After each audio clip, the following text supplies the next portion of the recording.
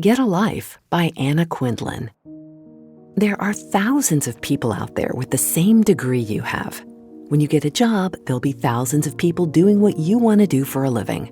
But you're the only person alive who has sole custody of your life, your particular life, your entire life, not just your life at a desk or your life on the bus or in the car or at the computer, not just the life of your mind, but the life of your heart. Not just your bank account, but your soul.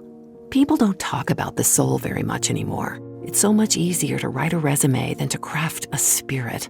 But a resume is cold comfort on a winter night, or when you're sad, or broke, or lonely, or when you've gotten back the chest x-ray and it doesn't look so good, or when the doctor writes, prognosis poor.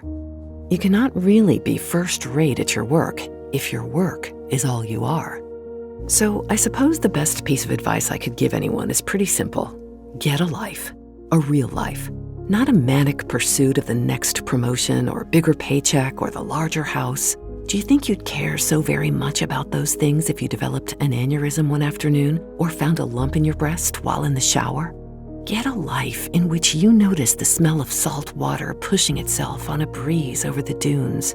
A life in which you stop and watch how a red-tailed hawk circles over a pond in a stand of pines. Get a life in which you pay attention to the baby as she scowls with concentration when she tries to pick up a Cheerio with her thumb and first finger. Turn off your cell phone.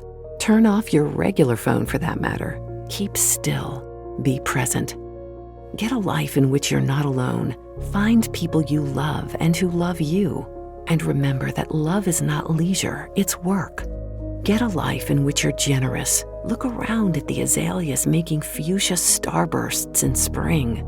Look at a full moon hanging silver in a black sky on a cold night and realize that life is glorious and that you have no business taking it for granted. Care so deeply about its goodness that you want to spread it around. Take the money you would have spent on beers in a bar and give it to charity. Work in a soup kitchen, tutor a seventh grader. All of us want to do well, but if we do not do good too, then doing well will never be enough.